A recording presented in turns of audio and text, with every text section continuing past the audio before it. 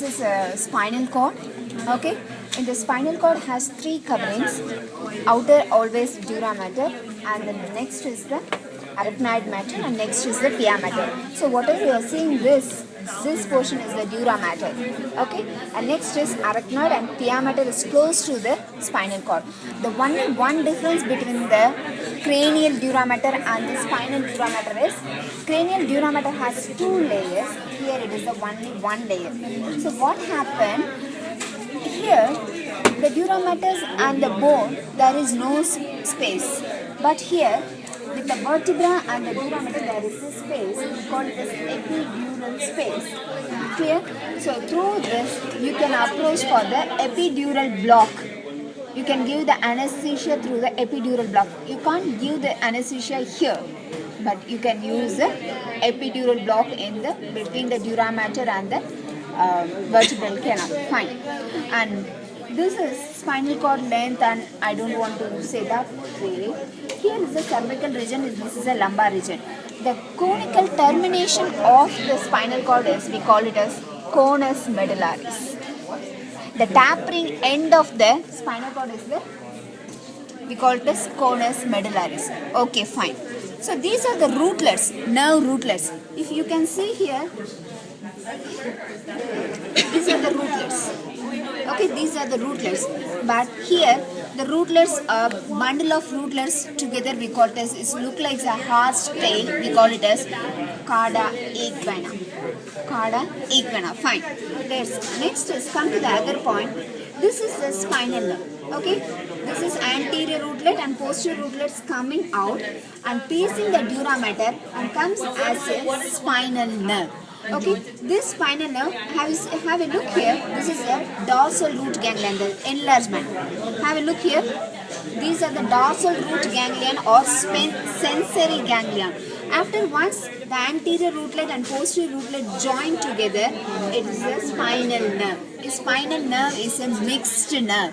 Okay, that's fine. This is a ganglion. After that, it's split into two. One is anterior rami, one is posterior rami.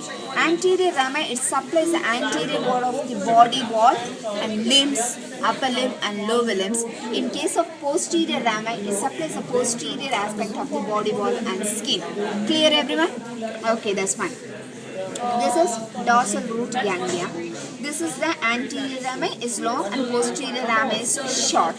That's fine. So this starts from after L1, right? Yes, after there is a lower border of L1, it ends the spinal cord. But in case of children, the spinal cord is not end at the L1 level, it is end at the L3 level. The reason is the vertebra, in case of children, in vertebra and spinal cord level will be same initially. After once the child started to grow, the vertebra level height will be grow faster than the spinal cord. So it ends in the L1 level. The vertebra will, okay, and then the vertebra is higher level. Vertebra height will be higher, and spinal cord it stop at the L1 level only.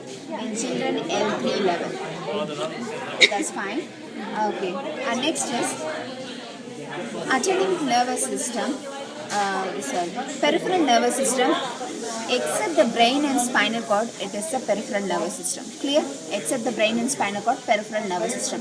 In case of collection of nerve cell bodies inside the central nervous system, we call it as nucleus.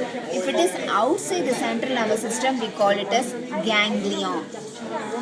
Clear? If it is outside, we call it as ganglion. Fine. Can you repeat that? You said outside the central nervous system, the collection of the nerves and bodies present is that is called, we call it as ganglion. Okay. And central nervous system covered with the bones, but not the peripheral nervous system, not covered with the bones. Okay. So that's why easily, if the brain is covered with the skull is giving the protections to the brain, and the spinal, that is the vertebral canal, give the protections to the spinal cord, but not the peripheral nervous system, autonomic nervous system. Okay, and come to the peripheral nervous system, that is the cranial nerves and spinal nerves are the peripheral nervous system. Cranial nerves will supply the head and neck, so and then spinal nerves will supply the body walls. Okay, clear? Next is the cranial nerves. Yes. Could you show us the dura mater one more time? Yes, here, this is dura mater. This is dura mater. Okay. And In dura mater has two layers in the brain. This is meningeal layer of the dura mater. It forms the folds. Why it is forming the folds? It divides the cranial cavity. This is cranial cavity. It divides the cranial cavity into compartments. Okay. So, for example, one side is the cerebral hemisphere and the other side is the cerebral hemisphere. Okay. In between, this is the falx cerebri. Okay, and what happened? This is tent of the cerebellum. It making the tent. It's present between the cerebellum and then cerebrum. Cerebrum and cerebellum. In between, this is present. So this is a tentorium cerebelli. This is also dura mater. Where's the dura mater ending here? If Here, this is by the yes. In between the two cerebral hemisphere, this is the falx cerebri. This is dura mater. It's present like this. okay. Forms a layer. Okay. Yes. That is outer layer is it is closed. It is attached with the bone endosteal layer, and this is a meningeal layer. It making the folds. Okay. Okay. Sulci is in the brain. It's covering. I'm talking about the covering. Okay. It is the falx cerebri, tentorium cerebelli, and this is falx cerebelli. It's present between the two cerebellar hemisphere. It's the falx cerebelli. Between the two cerebral hemisphere, falx cerebri. Clear? That's fine. Yes. Any other doubt?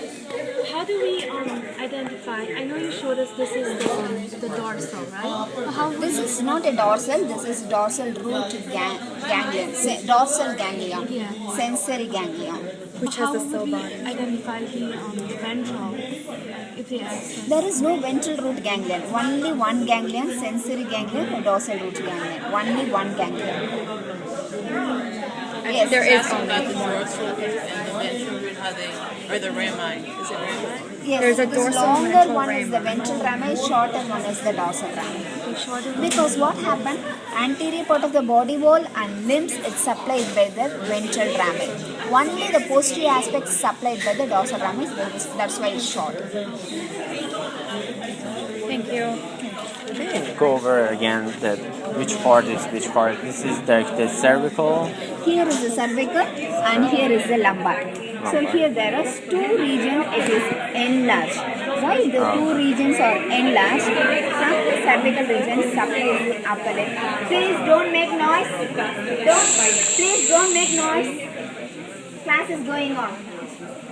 You are disturbing the class. It's a cervical enlargement and lumbar enlargement. Why it is present in the two regions? Because cervical enlargement from the spinal nerves, okay, anterior rami forming the bundles. Anterior rami of C5, C6, C7, okay, and everything together form the plexus. That is the brachial plexus will supply the upper limb. So that's why enlargement will be here. And if in the lumbar region, what happened? Anterior rami of the lumbar L4, L5 is, and then it joined with the sacrum to form the lumbar plexus.